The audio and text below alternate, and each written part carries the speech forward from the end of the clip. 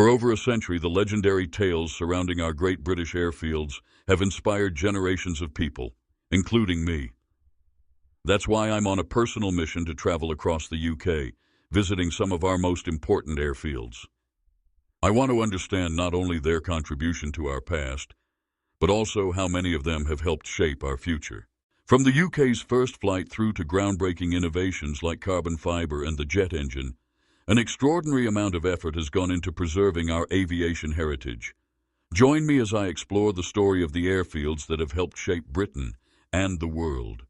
Today we are at Bournemouth Airport, a small regional airport on England's south coast that now caters to about 1 million passengers a year, most of them heading off on holiday.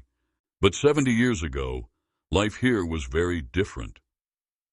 Back then, during the Second World War, this place was known as RAF Hurn, and in those days, the skies above me would have echoed with the roar of hundreds of Allied aircraft. During World War II, RAF Hurn was operational for only 3 years, but its time as a transport and fighter airfield was put to good use. It was home to a range of aircraft including gliders, Mosquitoes, Wellingtons, and Typhoons. Hurn was built after the invasion threat of the summer of 1940. The Air Ministry believed another invasion could occur the following year, so a large number of defensive airfields were constructed along the south coast. Hurn was one of them. It was built during 1940-41 and opened on August 1, 1941. By that time, however, the threat of a second invasion had passed, so it wasn't needed for its original purpose. Hurn was used for training by airborne forces, who were dropping paratroopers and practicing towing gliders that would be used on D-Day. Gliders were first employed in combat by the Germans. Because these engineless aircraft could glide silently to their targets, they allowed troops to be dropped precisely and in concentrated groups. It wasn't long before the UK and her allies developed their own glider force. The glider pilot regiment was deemed necessary following the German attack on the Belgian fortress of Eben-Emael in 1940. After the success of that German offensive, Winston Churchill decided that the ability to move men and materiel ahead of the front line was something Britain should develop. By February 1942, the glider pilot regiment was ready for battle. It was a cooperation between two forces. The pilots were recruited from the British Army but trained by the RAF. The first major glider operation of the Second World War was the assault on Sicily in 1943. The operations achieved their targets, but the losses were heavy. About 50% of the gliders landed in the sea, and many were hit by anti-aircraft fire on the way in.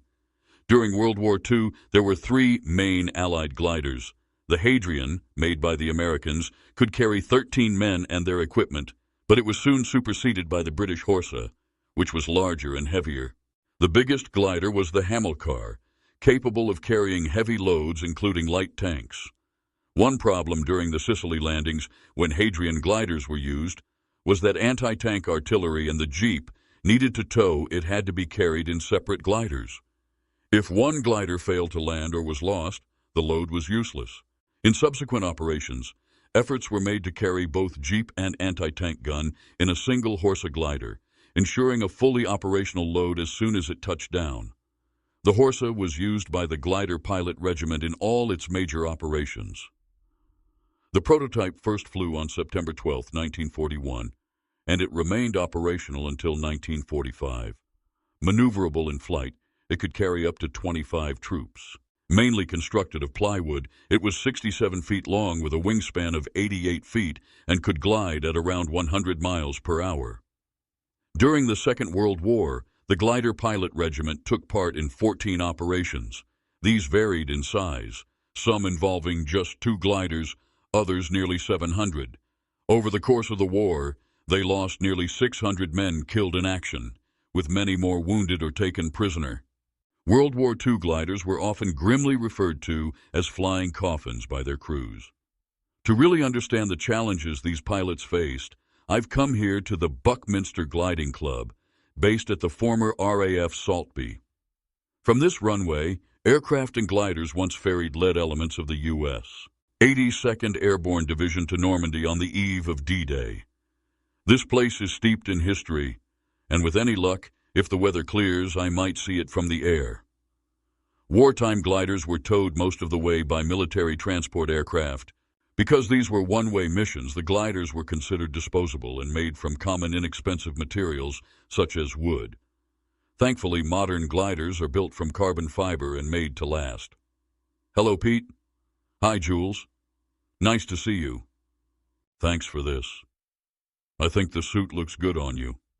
I've never flown in a glider before. I wonder if it'll be quiet, noisy, or bumpy. Today should be fairly calm, Pete says. But we can show you some turbulence by passing through the tug's prop wash just to give you a sense of wartime conditions. I'm ready. Let's go. It's quite bumpy as we lift off behind the tow plane. Once airborne, the rush of air is incredible. Pete banks gently to the right. Positioning us as a wartime glider would have been behind its tow aircraft. He shows me how even a small change in position can bring us into the prop wash, causing vibration. Wartime conditions with twin-engine or four-engine tugs and many aircraft in close proximity must have been very challenging. Even after a few minutes, I'm starting to appreciate what these glider pilots endured. Often flying at night, with no engine power and no second chances once the tow line was released, being a glider pilot was one of the most dangerous jobs of the war. They suffered 50% casualties and earned over 170 awards for valor. During D-Day alone, 867 RAF and U.S. Air Force gliders flew to France, with around 100 pilots becoming casualties.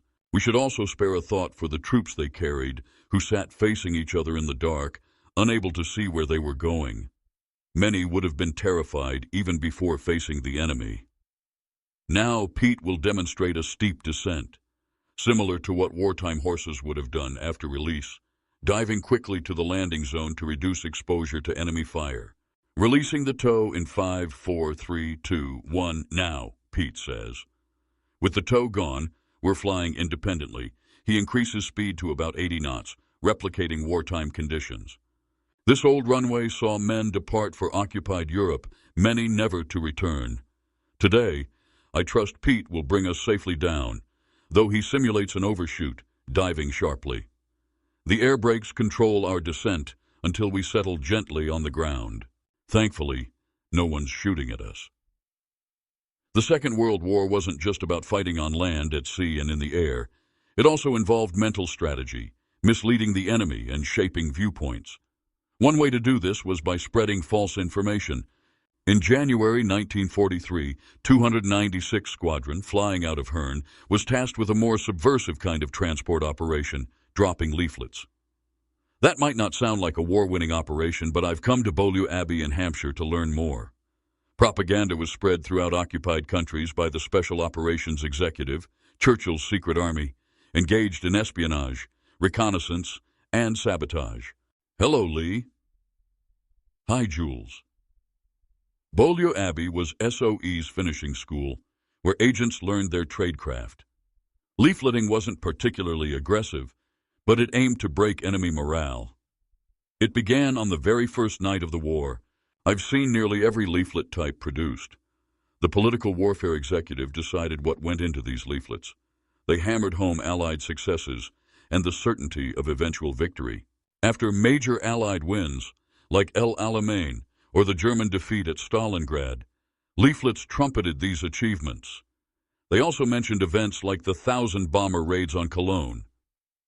Here's an official use-only booklet designed to encourage RAF crews to drop leaflets. Many crews found it interesting. Indeed, surviving leaflets are often those kept as souvenirs by the air crews themselves. Another leaflet lampoons Hitler's New Order, showing German soldiers looting French food and wine, undermining Nazi claims of prosperity under their rule. Lee explains the difference between white and black propaganda. White propaganda is openly issued by the Allies. Black propaganda pretends to be something it isn't. He shows me examples, including a sticker sent to the French resistance giving instructions on how a U-boat crewman could sabotage his own boat. Another piece is a forged ration coupon designed to sow chaos in Germany's distribution system. All of it aimed to make German life more difficult. In the months before June 1944, the Allies assembled and mobilized the largest invasion force in history.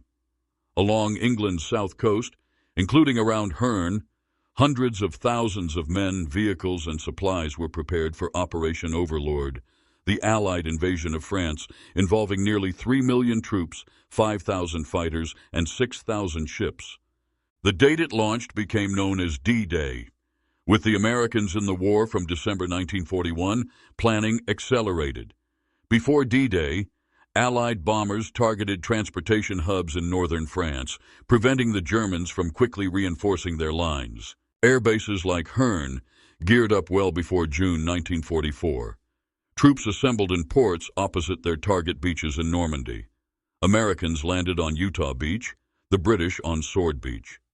About 156,000 men landed on 5 beaches on D-Day alone. Allied planes provided close support, and Mosquitoes, slightly heavier bombers, attacked bigger targets like fortifications. Without the glider pilot regiment's targeted operations, the German counterattack could have been disastrous. The night before D-Day, they delivered explosives and supplies. Although expecting minimal resistance, they encountered a determined enemy. One pilot landed off target and avoided capture and summary execution. Eventually, he and his crew reached the rendezvous, delivering crucial medical supplies. An engineering officer commandeered their jeep to blow a vital bridge, preventing German armor from advancing. After 3 days, the glider crews returned to the UK, having completed 10 vital operations during the war. The glider pilot regiment was disbanded in 1957, but it left a proud legacy. Once the Normandy beaches were secured, transport ships unloaded men, vehicles, artillery, and tanks, including the British Churchill tank.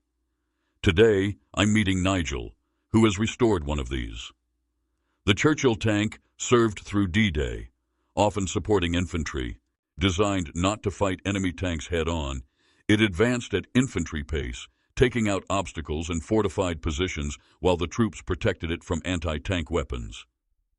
Overhead, Allied aircraft like Typhoons provided close air support.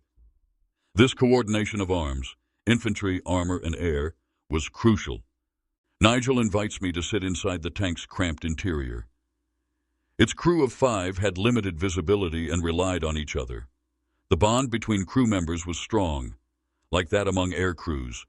Nigel encourages me to try starting and moving the tank. The pedals and controls are basic, but the feeling is intense, like sitting inside a mechanical beast. It makes me think of my grandfather, who served in such a tank as Allied aircraft soared above.